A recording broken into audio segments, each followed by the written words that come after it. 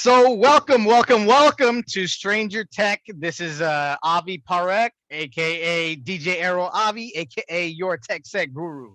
I got today a very special guest on my podcast, and this is a person that's near and dear to my heart. His name is Tre Island, aka Tre. Um, I've known this guy for a very long time, and basically, he is one of the premier technical coders in my life, plus one of my really good friends. Say hello, Tre.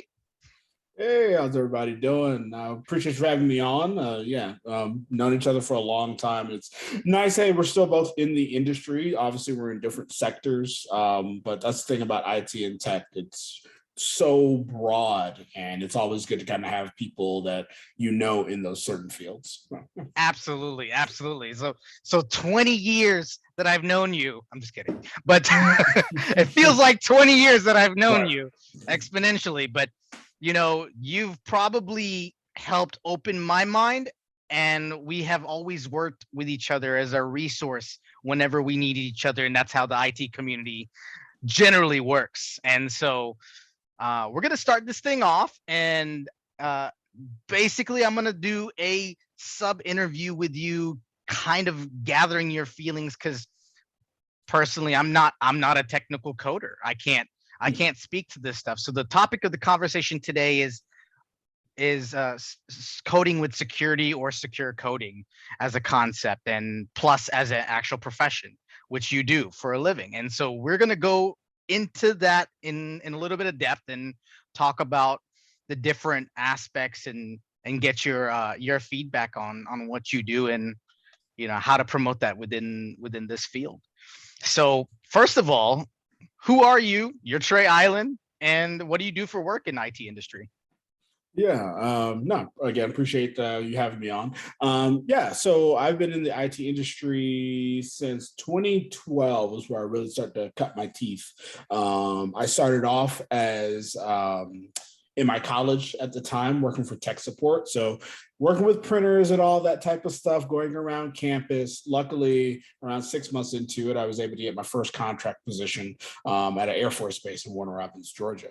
That worked out really well because I was still in college at the time. I know some, especially then, it was hard to get your foot in the door with that without having a degree. Right.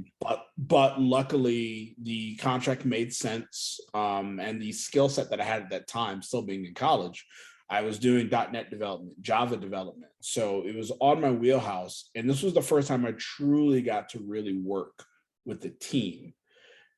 Working with the team is so much different than working on your own. You do have to take other people's coding styles into play. But without going all the way down the rabbit hole, I started off as a developer, and then I became a security analyst. So I no longer was that person where I had to actually sit 40, 50, 60 hours a week. I'm Yes. that guy. But at the same time, I provide that value because I'm helping the developers understand how to code securely, what to look for, doing security reviews, not only with software, but doing manual reviews as well. The biggest thing with secure coding is you have to really understand the inputs and outputs of your application. What's the Right. purpose of the app? You have a form. The user is going to be able to put in some type of data. Will you just allow any data into your application, allow it to your database? Obviously, the question normally would be no, but that's a very simple example. It's very easy just to say, I'm just going to allow this data into my app. It's from an open source project or a third party library. I don't have to worry about it. Right. Nowadays it's very common for almost every application to have some third-party library or open source component that you have not coded. You've just gone, you grabbed it from some repo. Hmm. Is the repo, is it vetted? Is it just something that's just out there, someone created, and has anyone, not only you, but has anyone in your organization actually looked at that source code? Hmm. It's common now for attackers to put out open source projects that Wow. have things in the background Wow. that that, yeah. So there's lots of different things with package managers and everything like that. But my job is basically to help developers to think like that, to Wow. think about what's coming into your application, because it's not only your app that's going to be under attack. Your app Right. can allow an attacker to pivot within your organization. So your application is just basically a window that they can escalate their privileges and just move around silently. That's interesting. So yeah, you already gone into what secure coding is, and I understand, you started off as an analyst, but what is your actual title, and what roles do you know that are out there regarding, the security and development field? Also, like, do you normally find this role in the development path, security path first, or like how would somebody depend? I mean, does it depend on the individual and how they discover the field? Like, how would they get into the job? Sure, no problem. So start off first, my role currently is I'm a pre-sales technical consultant. So the company I currently work for, that just basically means I'm the subject matter expert or one of the subject matter experts because I have a team. Right. And we're that front line of, hey, I need to learn how to use your product, or can I do this? Oh, can I track my issues, pull them from your tool, put them in a third-party tool? I'm that person that gets to sit down with them, understand the scope of what they're asking, and Mm-hmm. then determine whether or not it's technically feasible and walk them through. For me, that provides a ton of value. I get to walk away from meetings feeling like I truly have helped not only a customer, but an organization. Um, what was the other part of the question? As far as roles are concerned, like, Yeah. what type of roles would you see people getting into? And plus, would they need to get into like a development path first, or a security path first, or does it really just depend on the person, like how they get into this field? That. Yeah, so technically, I've had the benefit of actually being a developer and an analyst. Not everyone takes that path. I think Uh, personally, it's made me a stronger security analyst. It's also made me a stronger developer, and it's also allows me to have conversations with a developer or a company, because it's very common for a person who's a security analyst or an engineer to have never really coded. They just right. know the things or the signatures to look for. But if you're looking at code, if you can't truly understand why that person may have done this line or this if statement or this loop, it Mm, it makes the conversation a bit frustrating. So it's like anything. Like if you're trying to talk to someone who speaks a different language, right? yeah.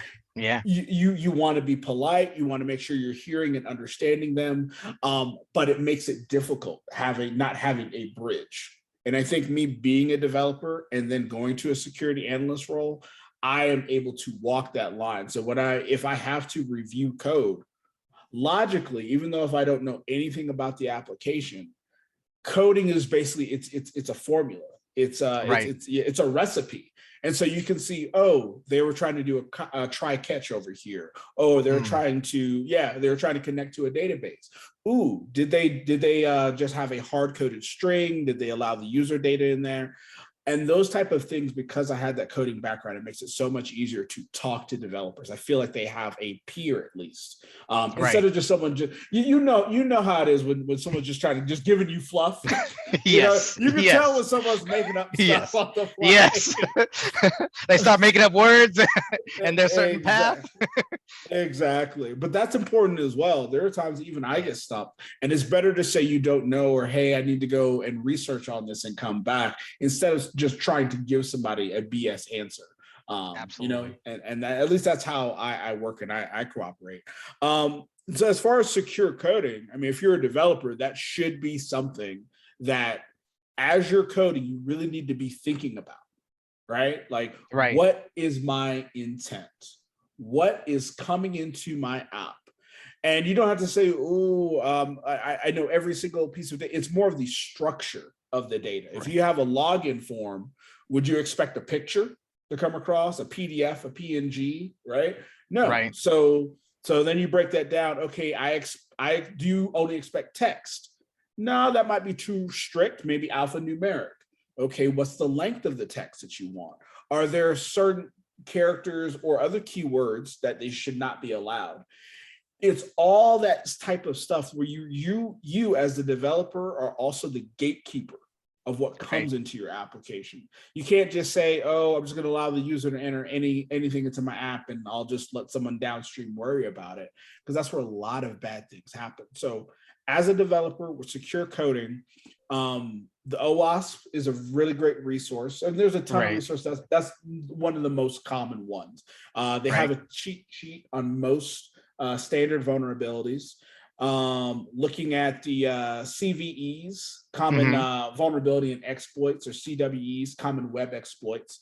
Those sites is something that you need to, especially on the security analyst side, but I also recommend to developers, get comfortable and get used to just looking at vulnerabilities. When vulnerabilities happen in the industry all the time, I would just say, just take some time to look at what is that vulnerability, like truly, like what is it? And that will help you think differently when coding. And that's what usually separates junior developers from senior developers. Not only the time, but how do you think about when you code?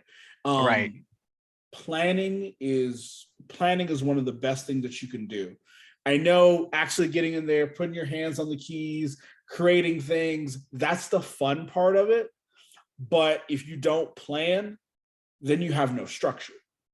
That's true. Then you're right. There's a thing in coding, dry, do not repeat yourself, basically. Oh, wow. So if you're coding the same type of line over and over and over again, it's duplication of effort for no reason.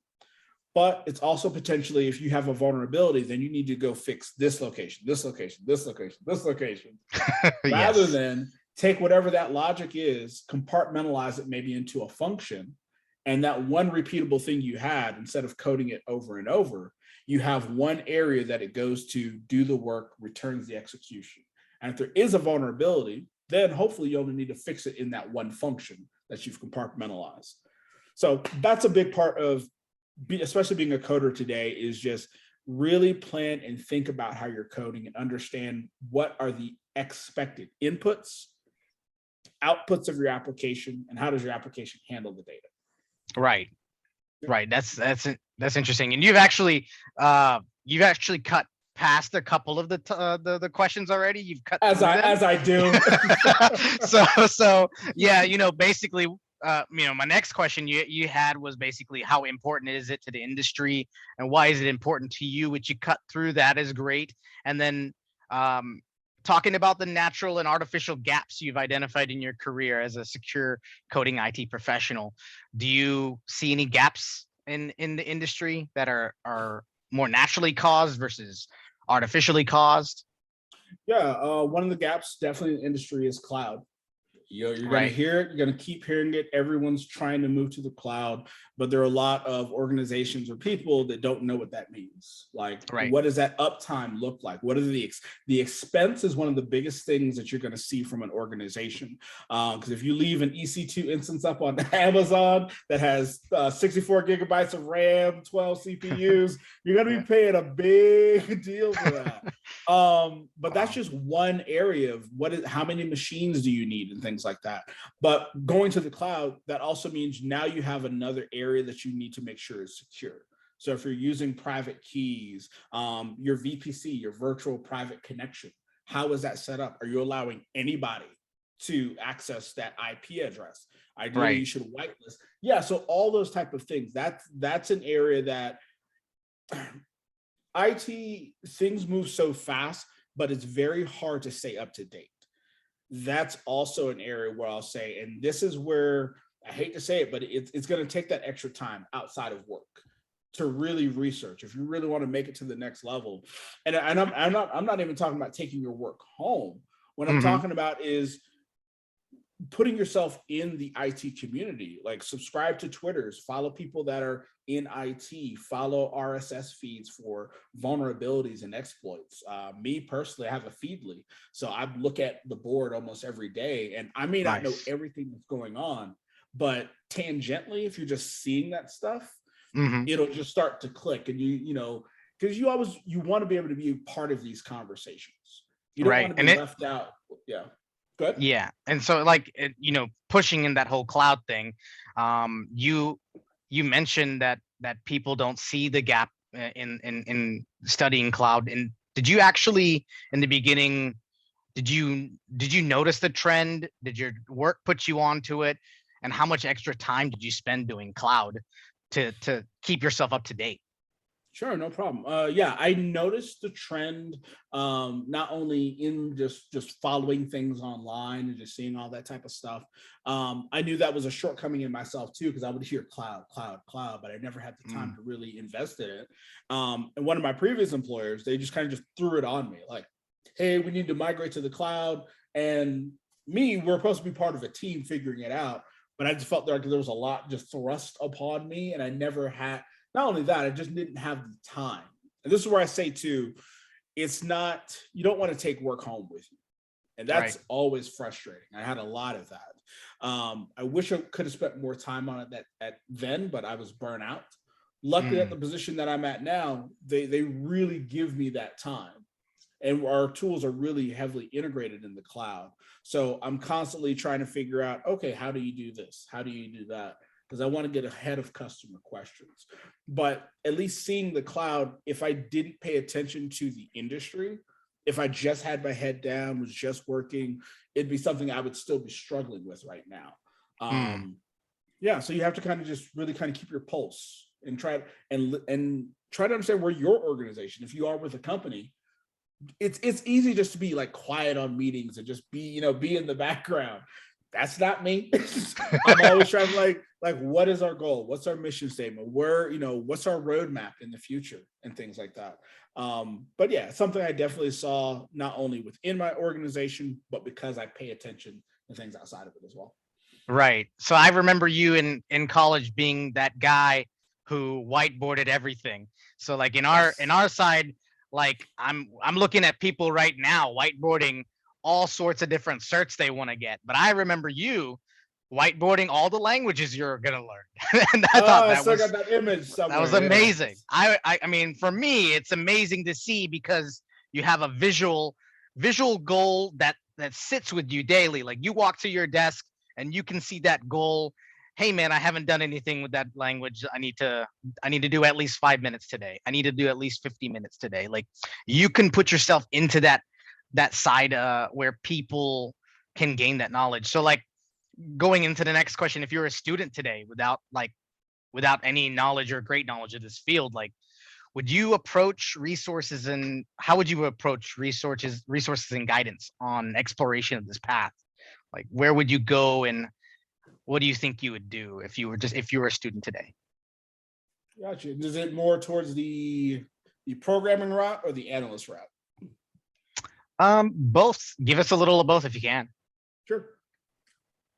Yeah. So for the matter of fact, I would start with OWASP because they have just such good cheat sheets, and it Right. kind of breaks down what certain vulnerabilities are, and that was gonna help you visualize it a bit more, understand all those, especially the OWASP top 10.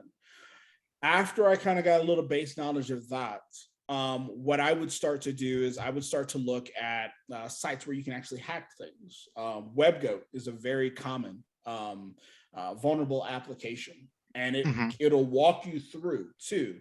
So I have that on VMs basically in general. I have a ton of hacking VMs, and that really takes that. Oh, I'm just reading about it, and I'm actually putting my hands to keys, and I'm trying to learn how to exploit.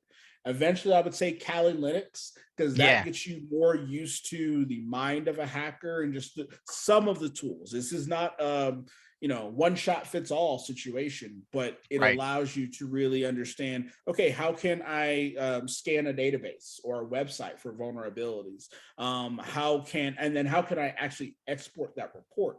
There are a lot of free tools such as Nessus. I can't think of the other one as well, but there's tools that you actually play around with scanning. So, Right. and there's a whole site and list. If I can find that, I'll send that to you Nmap, afterwards. Nmap, and all the other tools, right? Nmap, Wireshark, all that Right. type Sure. of stuff. Yes.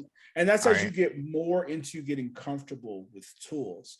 I would also, again, I'll continue to push it. The great thing about today is that it's relatively easy to find people in the community, or at least a group or a forum or something like that.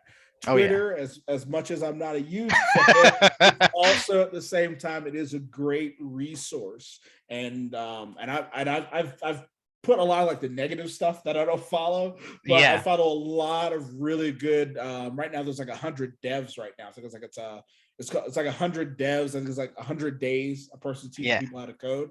And I'm just seeing people talking about, "Ooh, I'm just learning JavaScript. Is anybody else stressed out?" And that's the thing too. You're not alone. It's Right. very easy to feel overwhelmed, especially when you're just getting into programming. Some concepts are going to be harder to grasp than others. You're not the only one who's ever come across this imposter syndrome. I still have it today in certain situations, but that's because you are in a challenging field, and hopefully there's something in this field that's driving you, and you have to kind of find out what that is. And as far as like the whiteboard, sometimes I go a little overboard. I definitely do, and it could be to my determinant. It's a beautiful mind concept, though. I see like a beautiful mind, and then I see Tre. I'm like, great. This is exactly what I need. Yeah, but don't let those goals overwhelm you. Like, don't.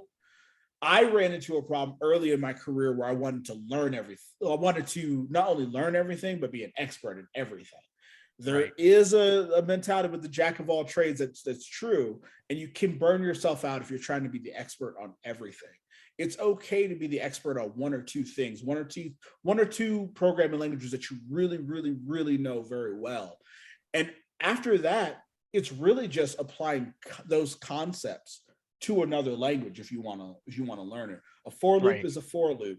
A switch statement, case, the idea or the structure of how that works is still the same. You just have to learn another language. But yeah, I would definitely recommend try not to burn yourself out with learning all the different languages, especially at one go. I'd recommend starting out with Python. It's a great, easy language, and there's so much that you can do if you choose to go to that next level with data analytics and scientific equations and everything like that. Are you would you or do you have a high opinion or a positive opinion about Code Academy and like Khan Academy and some of the new Boston and places to learn coding in general? New like Boston, I haven't heard that in a minute. Listen, you could tell our age. you know. Yeah, no, all those, yeah. I haven't tried those out recently, but and every online, instructor or course or subscription is going to be different. So you have to kind of definitely use those trials. Like, don't be afraid to use trials and see which one really works with you. But yeah, in me personally, if I find an online course or any of those type of things, they tend to work out really well, especially if I'm like, hey, I want to learn like this new thing. I kind of know it, but sometimes I need kind of that instructor format. It's easy to say, hey, just go online and learn this thing, but some people are more structured. And I'm one of those people sometimes. And sometimes I just need like the first 10, 15, 20 minutes, and then I'll go on my own. But I think those are all really good resources. I'm not going to like do a hierarchy, but you have to just find out which one's best for you and definitely use those trials. I use some Udemy stuff, which is hit or miss. Yeah. It's definitely hit or miss.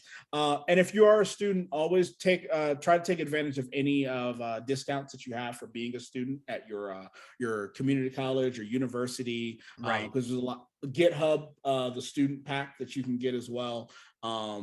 Front End Coders, that's one site that's actually really well done, and I think you get six months if you have a edu email. Very good. So I mean, we talked a little bit about CVEs, which is great. Like we were talking about how it relates to secure coding. Anything you can tell us about Log4j, the buzzword in the industry right now? Oh yes, yeah. You don't have to write a book report, but yeah, give us something breakdown about it. Yeah, well, that decided to get that was known basically at the end of last year, December 19th, I believe, on a Friday. So that was fun for everybody in the community. But overall, it's the I'm trying to put this as easy as I can. So it's about unvalidated input, essentially. That is it's very common for developers to just put data into the log files unsanitized because you want to see it as closely as possible when it was entered. The problem with that is that's where the exploit occurs. And specifically for Log4j, this allows them to use that functionality to put something dangerous into your log files. And I believe they're like able to hit LDAP and do some dangerous things. So you can modify users accounts, get a remote shell basically. And it goes back to the very fundamentals of secure coding is sanitize the data that comes in. I mean, seriously. Yeah. The reason why this is a level beyond that is because it used a very common, very common open source library that's used across almost every single Java application. And that circles back to, hey, we have an open source component, we didn't code, we use it for logging and it does what it does. That's the problem there. And that's why everybody that was everybody basically had Java applications was susceptible to that vulnerability. Didn't mean that they were exploited, but if it's there, you want to plug that hole. Luckily, they plugged it relatively fast. I feel like it was a week. I feel like it was in the new year. I could be wrong about that. But yeah. I think you're right. It's right in December. It said it was discovered by Chen Zhaojun from Alibaba Cloud Security Team. There's that cloud thing again. So, so a cloud team has found it. So, if a cloud team was looking for it or scanning for it, I don't know. Would you see anybody in the industry have found this any sooner? I mean, I know it was a big deal. Like it's one of these big deal vulnerabilities and exploits that come out and you're just like, okay, this is the hot topic for the next 10 years or for the past 10 years. How often do you see this? Oh, all the time. Those 0 days of, hey, this thing has been out for years or even decades. Someone just found a way to exploit this. And that's the mind of an attacker, is they think in ways that the standard developer, coder, company has not thought about exploiting functionality that's already there. So it wasn't, this was a new library. This was something that's been used for years, and just somebody thought of a different way of how to use that. And that's so yeah, 0 days are very, very common. I also recommend following any type of post for that. Threat Post is a good site for finding those type of vulnerabilities. But yeah, the mind of an attacker is just very, very interesting. And that's why there's never, security is always, well, I'm going to say always, because you have red teams and blue teams, but mostly with security, you are on defense. There's no way to say 100% this could never happen, because I could do a security review last week with the dev teams like, no, this is completely fine. But then an attacker thinks of a completely different way, or they're able to get even additional functionality, because there's whole things where you can put like use Metasploit, get things on servers, call it back. And that's where I recommend, if you want to think, excuse me, if you want to think more the things is awesome. Anywho, carbonated, I guess. But if you want to think more like an attacker, I think that's where you want to do like the capture the flag challenges, like the hack the box stuff. Like, I'm not saying you need to be an expert, but that will help you think in a different way. And that will make you a better programmer in the long run with that type of repetition. Gotcha. That's really cool. So, what does the future look like for this industry? And can you describe your short-term and long-term goals for this career? Sure. The future of the industry, security is going to be more baked in to, this is how we do it. For a long time, security was just we have to do it. It's just another roadblock. It's another gate. And there was also no structure as well. You can say, oh, we're going to put security into our SDLC, but if there's no compliance, that doesn't mean anything. The scanning just to scan for vulnerabilities, but not actually doing anything, it's worthless. And that's where leadership does have to think differently. Not only are we scanning for vulnerabilities, okay, what's the requirement now that we have them? If we have X number of critical vulnerabilities, or if we have SQL injections, or any of the OWASP top 10, how do we enforce that to the developers? And it should never, development shouldn't be driving security policies. They shouldn't. Right. Now you can definitely work hand to hand, but you can't, the security team should never be fearful of the developers, right? Right. And also the developers shouldn't be fearful as well, but you should, the security team should have the power and the ability to enforce whatever standards there are. If you're saying, hey, this app can't go to production, okay, you do, as an organization, you do have to make that call. And if you're going to say that, what does it mean if that application cannot be pushed? Okay, and how can we get that out there? How can we help the developers? Because it's not just throwing stuff over the fence. You have to help your developers. You have to give them guidance. You have to put that documentation, training videos. I'm a big proponent that, at least for me, I find training videos much easier than handing someone a 50 slide PowerPoint and just saying, hey, here, go do it, right? Right. Yeah, it's because you kind of get that it's easier to see that person do the thing, talk about it, and it makes it more personal. And me personally, I try not to make training videos any more than 5 minutes if I have to. Right. But it's getting all of those resources, because you want to strengthen your developers is going to strengthen your organization. Because it's very common for an organization to, well, I'm already going to say it. It's statistically, most organizations are already vulnerable. The attackers are already in your organization. So the question is, how can we strengthen our developers? How can we also strengthen our intrusion detection systems and our other software? Don't buy a tool just to buy a tool. I've seen that in organization that they'll invest all this money in these tools, and then they won't invest in their personnel. But is it because of a lack of knowledge, and they just have a large budget and lack of knowledge, so they're just kind of gaining perspective? Oh yeah, it's definitely a piece of that, but it's also knowing that you can spend millions of dollars on IT software and scanning tools, but if you're not investing in your team who's actually going to use that, then you just have a tool that's going to be a glorified paperweight. Right. So that's where I see more of the organizations using stuff that's already out there, such as the LinkedIn or lynda.com. They're merged together now, and the Plural site, and maybe these other online training things, if they don't have something internally. Ideally, it would actually be great to have an internal training situation, maybe a capture the flag. I see companies investing more into IT, and it not just feeling like a slap on the wrist, or just feeling like, hey, you're slowing this down. I feel like it's going to be more of, this is just how we do it. You commit your source code, you have to have a security scan.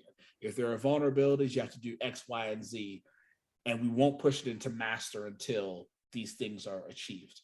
And all of that should be trackable. And reward your developers. They're working hard. Development has gotten so complex over the last 5 to 10 years with containerization. Developers are now basically their own QA testers now with Docker containers.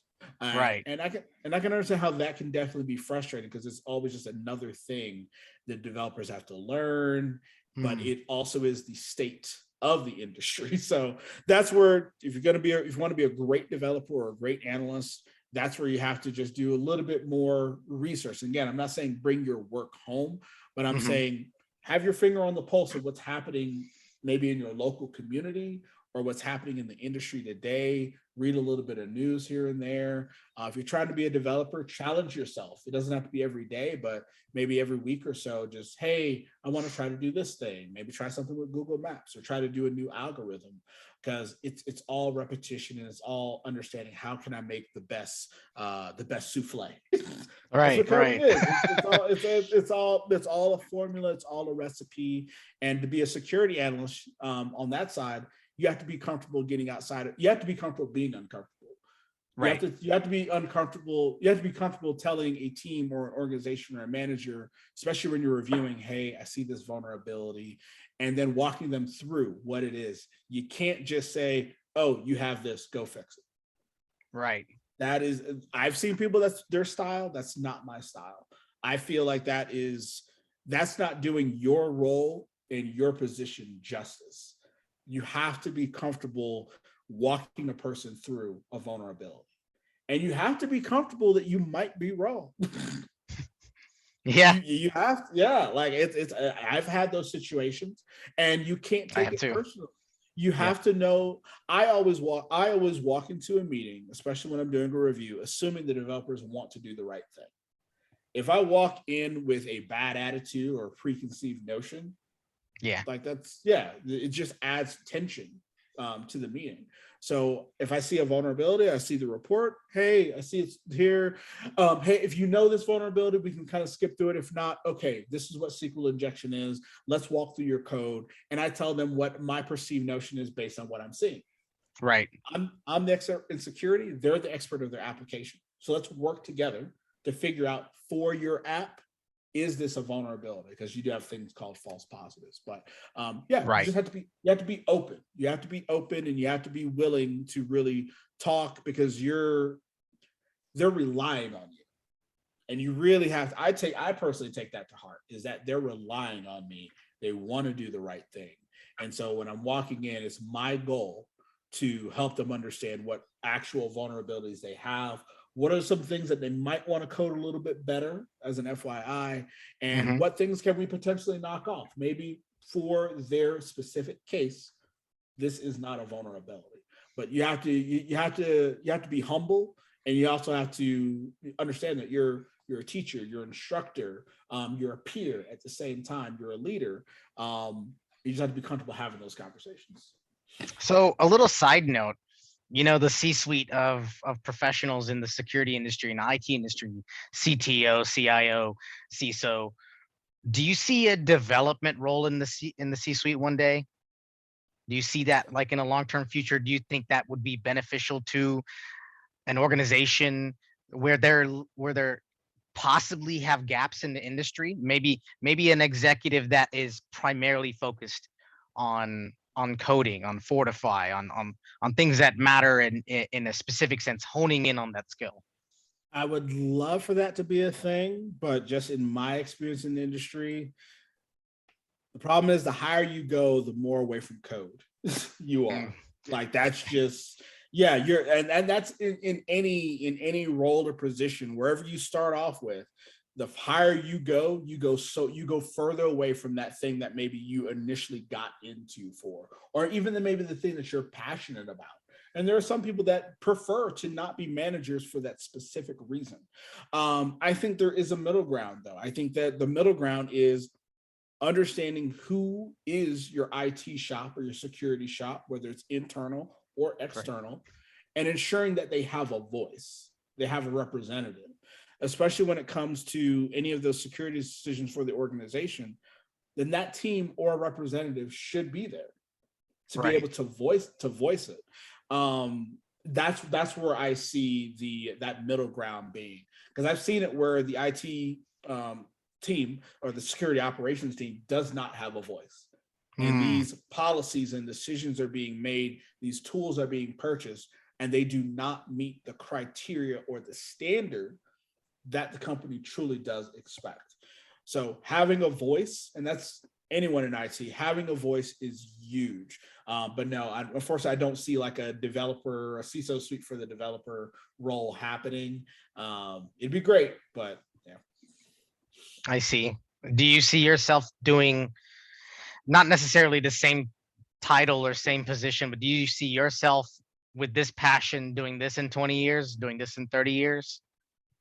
I could. I'm not sure if I will. I jump from, yeah. I'm always, yeah. Like right now, I'm learning Blender for no reason at all. uh, but I don't know. I may end up going to back to a developer role. Who knows? I know at least whatever role it is, if I do end up changing in the future, I just want to have an impact. Right. It's very hard for me to just come in and punch a clock every single day and Right. not feel like I've provided any value. When I feel the best, when I've had a client meeting and I get off the call and I know I helped them. If it Mm, was if it was one issue or four or five things, and I'm able to truly walk them through, and I can feel when a customer or a client has relief, because They came to me or us for a reason, and I was really able to help them out. For me, whatever role that is, that's my excitement. That's my dopamine Right. hit right Right. there. Same here. Same here. Yeah. Yeah. And on the development side, I get that same thing when I'm learning a new language and I'm able to complete whatever task it is, because you're taking this computer code, this language higher than assembly, but you're making it do a thing. And then if you can meet those goals or those needs, for me, that's amazing, especially when you're working on a problem that others had issue with. For me, I know I was doing a lot of CI/CD, continuous pipeline deliveries, and using Postman. When I first had to learn that stuff, it felt so daunting. I felt like such an imposter, but I stuck with it, played around with it a few hours each day, and now, like X years later, it's super easy for me. And luckily, when I came into my new job, I was able to off the bat help a few team members who had already been working there for years, but they hadn't really had a chance to play around with Postman and everything like that, or do the API automation stuff with those type of tools. For Right. me, being able to help and answer someone's question, and not only answer it, I like to walk people through. I don't Yeah. like just throw an answer. Like if I can, let's get on a call. Let's walk through. What are you trying to do? Okay, let me walk you through. Do that. And then when I see or I feel that has been answered, Hmm. for me it's awesome. And so I have to have purpose. They don't feel like just tickets to you. They're not No, just a ticket. They're people. no, no. Now some tickets are gonna be super annoying. That's Yeah. just the nature of the business. But yeah, I have to make some type of impact or help someone for me to feel not only confident in myself, but whatever role and position and company that I'm in. I have to feel that we're striving to help and assist and Right. facilitate. But yeah, just coming in and just punching the clock, it's collecting the paycheck. It's not the thing. Do you know how many people or what kind of percentage of your industry actually that has a job like you? Like how many of you are out there, and is it in high demand? You know what? I'm not sure of the actual number. I will say it is in high demand. It's in very high demand, because so you have an organization has X number of developers. Take percentage of developers, and that's your security team. Maybe less than 10%. You might. Right. I've been in organizations where like there was maybe 5 of us for the entire organization, and we were in charge of security. So Wow. it's definitely needed. The great thing about it is that there's so many specialties that you can do. Mm, So for me, I started off when I moved from a developer to the analyst role. I was a static security analysis or software assessment analysis. So that means I was looking at the raw source code and seeing from that perspective, oh, you may have coded something insecurely here. Then I started to dip my toe a little bit on the dynamic application security testing side. And that's how you do scans on running applications. And that's going to truly tell you, at least of what was tested, mhm. did the exploit occur?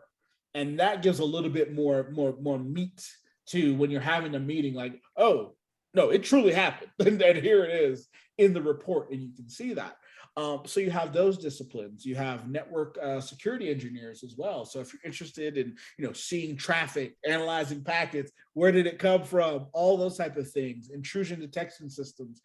So there's so much, and that's just a question everyone would have to kind of play around with each one if you can. If your company allows for shadowing, I highly recommend that, because there might Mm. be areas that you might not even be aware of, and you might be interested in those things. But yeah, that's the great thing about IT. There's so many different paths. For me, I think what allowed me to get on my path, at least, I was in the mentality of say yes at the time. Right. Say yes to this job. Say yes to this task. Just say yes early in my career, because that gave me a lot of experience, and Right. I slowly started to stand out from my peers, essentially. Um, and for me, that's how I'm wired. That's what drives me, is that I want to stand out from my peers. Um, so yeah. I like that. I like that you have a strict vibe with how you conduct your business, and I respect that to a great degree. And a little background. I first heard of you and met you when you were in the AITS organization at college, Ah. Association of Information Technology Students. It's a very Uh-huh. long thing, and and I was the VP of the security group, ISSA, and you're the VP, right? You were the I VP or the think president? one semester, I think I was a VP. I guess I ran for reasons. Yeah. So when I started there was no security path. There was no security focus. It was all about AITS. Do you want to code? Do you want to game? And I was like, don't know. Mhm. And Right. so when the security thing came up, I think that was such a great team oriented thing to get some broader knowledge, going up to ISSA meetings in Atlanta and getting all of us interested in that stuff. And you as a coder, I remember talking to you and I said, Trey, you want to come do security? And Trey said, no, I want to Yep. code. Trey Yep. said, no. And I said, you'll make a lot of money secure coding. And Trey said, no. So, Yep. and, Absolutely. and I was I like, get it. nope. And I get At the it. time. Yeah. Yeah. And I got it from that degree is Trey was focused on coding.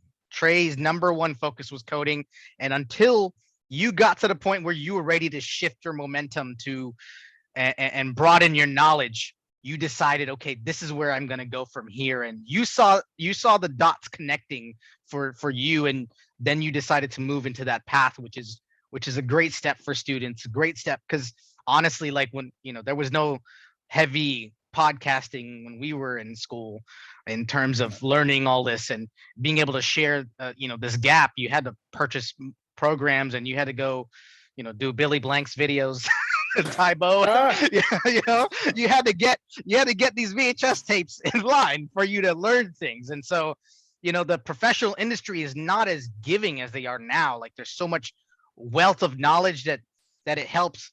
When we were in school, it was more like how many people are going to get the one internship they have for the entire senior class. Like Right. that's how small the chances were that you would land into a position such as this. So Yeah. I'm really appreciative with that. And uh you know I hope we get into the extra topic if you don't mind. Oh, sure. Yeah. So I know you have had multiple careers with your path, and including professional wrestling, which is also a passion of mine, and I know a passion of yours. And we have attended WrestleMania together, which is a Yes, we special, have. special thing. And so my question to you is, how difficult was that for your time management? And like I know myself, I am the worst with time management, but I've seen people like you become like hitman by day, coder by night, you know, Island Thunder by evening, and back to coding in the daytime. And I how difficult was that? And how did you play ping pong with your life so much? Like it was just seems amazing. Yeah, extremely difficult to just be blunt. Extremely difficult, especially for me because I am married. Me and my wife we're going on our I think our seventh or eighth year anniversary this Right. November. But especially Congratulations. thank you very much. But wrestling, especially when I got into it when I was around like 34, 35 and I have responsibilities. I have a 9 to 5 that I'm settled that it pays for my house, it pays for our home. It's not like I'm struggling. It's not Right. like I was in my 20s. Right. So for me, at least at my age, getting into wrestling, it was very hard to try to dedicate all that time for very little amount of money, if anything, from the promoter. Like we're talking like maybe 20, $25, Right. and you have to get there at potentially noon and then work all the way into the night for the show and prep it. That's a lot of time. You're trying to be a good husband. You're also tired from work. You have to do training throughout the week, like maybe two, three, 4 times, go over your matches.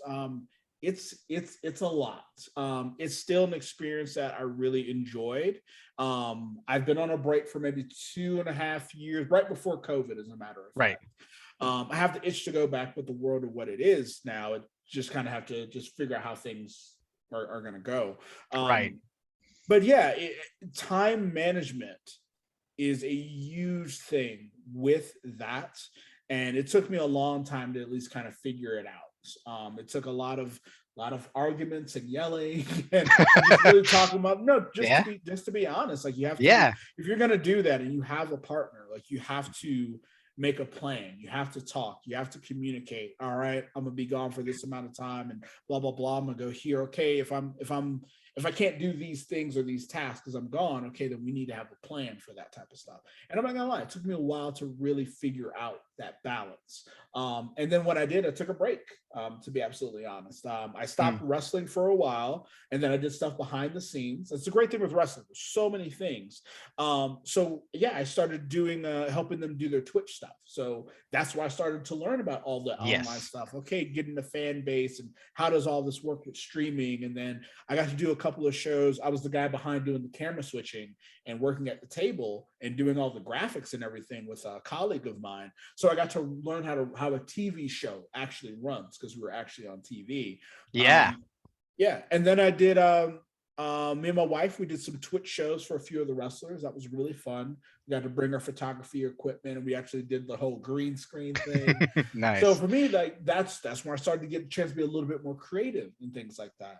And then I did photography. But for me, it was like it was nice to still be around wrestling, even though I needed to Yeah. take a break from the ring, because there's a thing called a bump card. And basically, there's only so many times you're gonna be able to hit that mat for your body's like, oh no. Did you feel like it was an escape for you? Like, was it like a great escape from IT from your daily life? You Yes. just, I kind of like, I escaped into this. Some people do this in gaming. Some people do this Yes. in different things. And I know you're an avid gamer as well. So like, I mean, it probably took a lot for you to give up gaming to go wrestling, right? Well, like, my game was slowed down a bit. I try to do some weekly things now, but no, absolutely, it was escapism. It was a way to, if I was frustrated in the day, well, hell, I'm just gonna go to practice or go have my match and throw somebody around for a bit or like Yeah, whatever. Like, I yeah, mean, yeah, let's face it, as you get older, there's certain things that are socially acceptable. So yeah. like getting into like random fights, it's frowned upon. Yes, um, absolutely. but being able to do that and go in the ring, wrestle someone who I probably never even met, and we just met maybe an hour before the show. We had to put this match together. It's To me, that's one of the most interesting things about wrestling is that you are trying to craft a story in whatever time they give you. It might be 5 minutes, it might be 20 minutes, and you might just have to put that together right before. It's creativity on the fly in certain instances. And most everyone that I was around in wrestling was very polite, very friendly. Even people that seem like super scary and mean, like some of the most polite people. And this also is people among all backgrounds, races, beliefs, political Hmm. standings as well. All that type of stuff just goes out the door, and you kind of just get to be a collective, and you have one mission, and that's to put on a really great show for the people that are in attendance. Because you have to remember as well, we're just not putting on the shows just to put on the shows. It's also escapism for the fans. Like, Right. you have people that probably had a shitty day or a shitty week, or they're going through stuff, but they can go to these wrestling shows at least for that amount of time. So that's why I always say, like, people say, wrestling's fake and whatnot. You watch Harry Potter, you watch the Avengers, you read like all these things, that it's a crafted story. And Yeah. that's the thing about wrestling. But the thing that makes wrestling different is, yes, people go in knowing that it's predetermined or whatnot, but when you have someone, when you've suspended their belief and they're Yeah. really in it. And to me, that's really, really exciting. And so I had a chance to make a little bit of an impact while I was there. There was actually a little kid who saw me in one of my first matches that I had at one of the festivals, and I Yeah. hadn't wrestled for like 2 years. He saw me recently at the previous Halloween that they did, and I was just walking around. Me and my wife had dressed up, and he still recognized me. He came up, Oh, he wow. wanted to take a picture of me, and that meant a lot to me. Oh my gosh, that's And amazing. so yeah, there's nothing else in the world like pro wrestling. And I appreciate you taking that picture with me, Trey. I really. No, you're all grown up. I know. Listen, all these years later, listen, I still recognized you. No.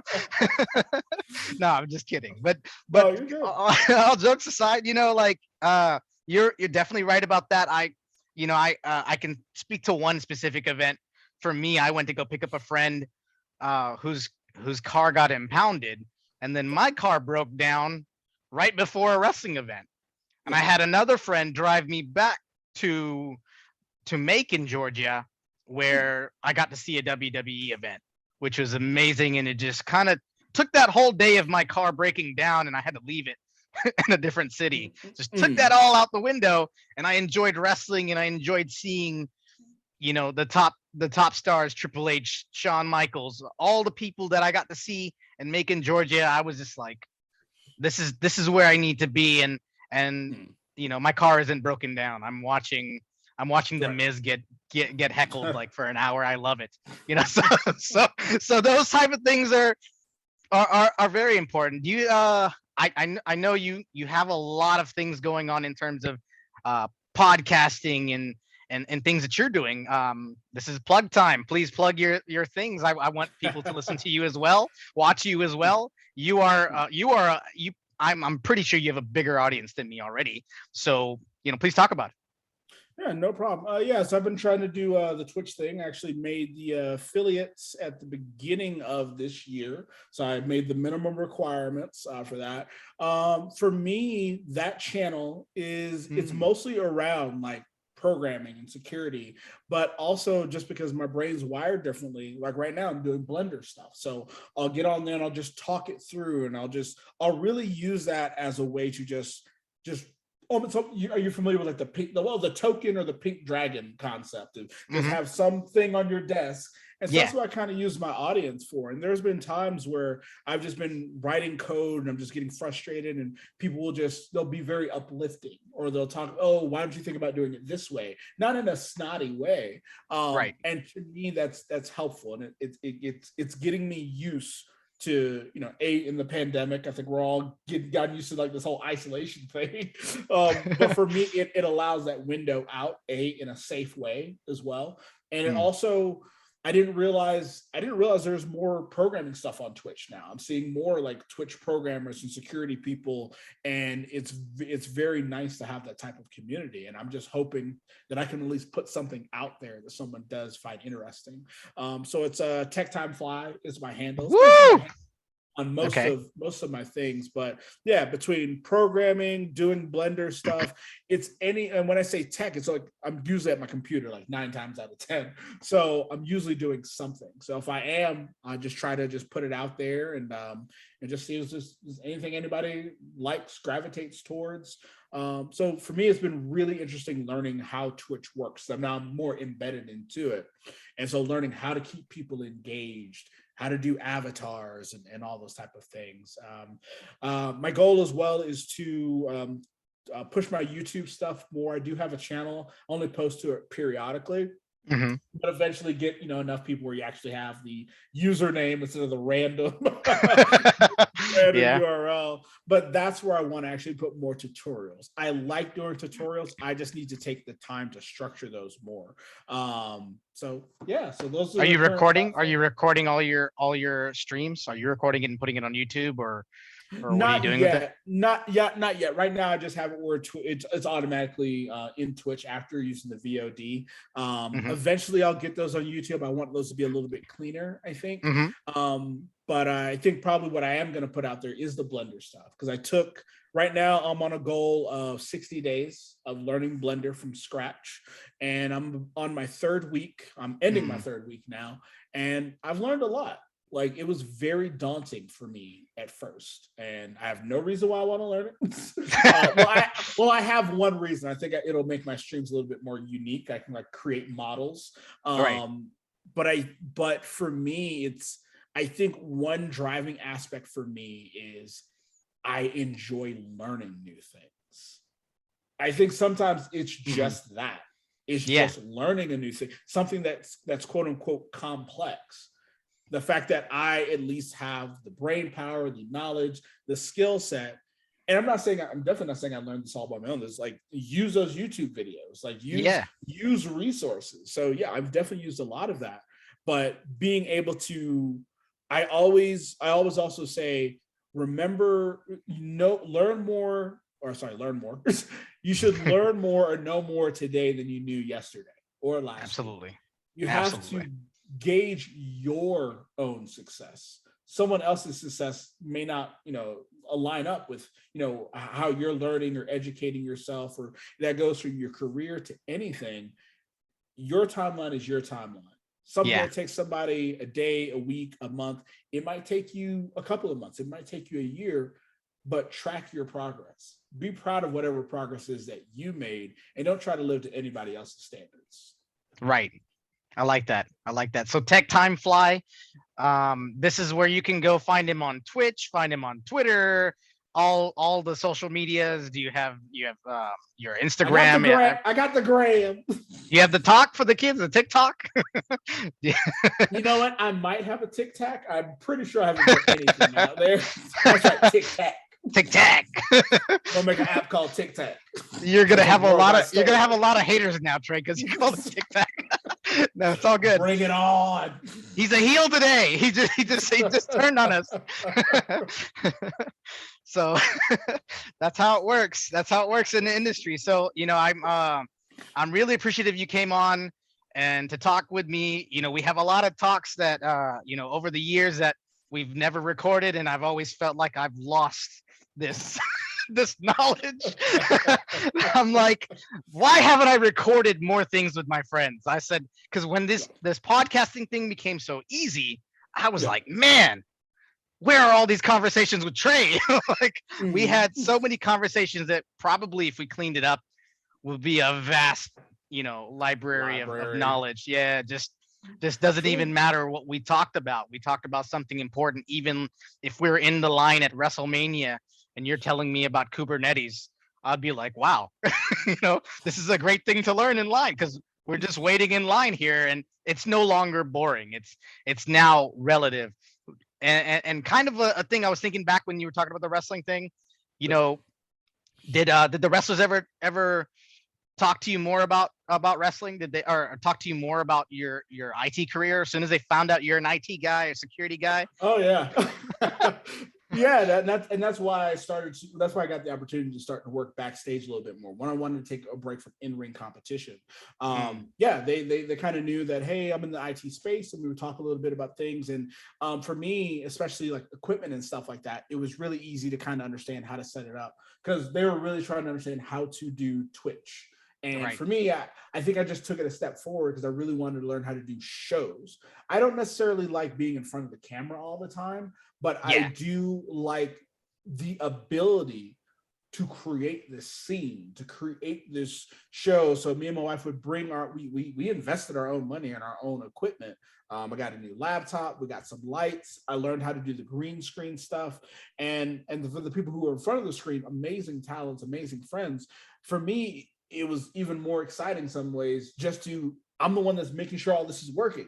Yes. And that's why I say sometimes my brain is, I like being able to be the tinkerer, the person that can, the magic, if you will, to make all these things work. And that's, I don't necessarily always like to be in front of the camera, but yeah, having that IT background, they would definitely reach out to me for certain things. And it just made it easier. And if that is something I wanted to truly go into, I know I could. I would have to spend some more time on it. And I think that's my goal as I get older. I just want to make sure that I have several different ways to move. So if I don't want to stay in IT, if I want to go into film production, okay, what does that mean? I know what live streaming is, but okay, this is a new arena. I just want to be able to move in any way I need to move as I become an older, more seasoned gentleman, if you will. Could you see yourself going all elite?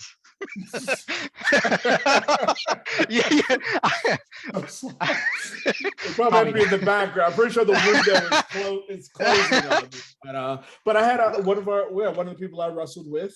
She's Abaddon. She's with All Elite Wrestling. She's amazing. Oh, wow. Amazing girl, amazing talent, and she's just continued to improve. And that's the thing as well. and I'll just circle back to it, is you have to continue to judge your own success, your Right. own improvement. And like you're saying, like, yeah, I wish we probably would have recorded these in the past, like these podcasts, but it's okay. But I think if we did, we would see our improvement over time. Like Yeah. anything, the more you do it, the more repetition. And of course, we always have interesting things to talk about, I think. And that's also because we're not only because we're friends, but we're in the community. We're in Yes. IT. So even though I may not know 100% what you do every day, you may not know 100% what I do, we still have a collective language that we can talk. So Absolutely. yeah, and I think that's very important. So I think right now, especially how the world is, it's very easy to just stay isolated, and but there are still ways to reach out and communicate with people. Meetup groups are doing a lot of things online now. There's a lot of optional meetings where physical attendance is optional, but they'll have a Zoom link. I think that's really great, because I do think we've all kind of gone through this whole collector's trauma, and it's hard to go back to, oh man, I was just breathing on people.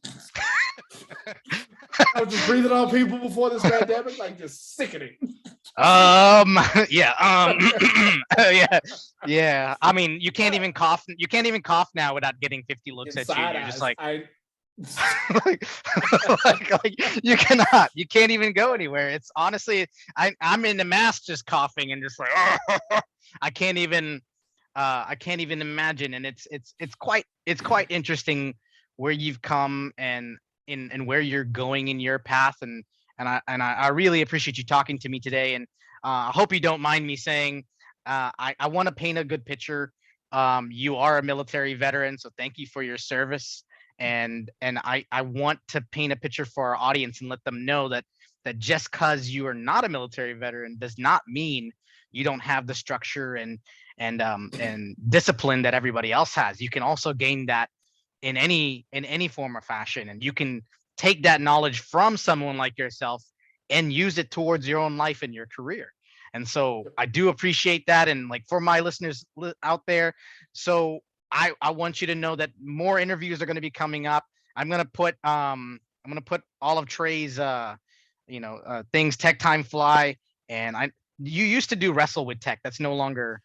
Oh yeah, just continue that. Someone started doing wrestling with other stuff. I was like, no, it's fine. I just had to do a little rebranding.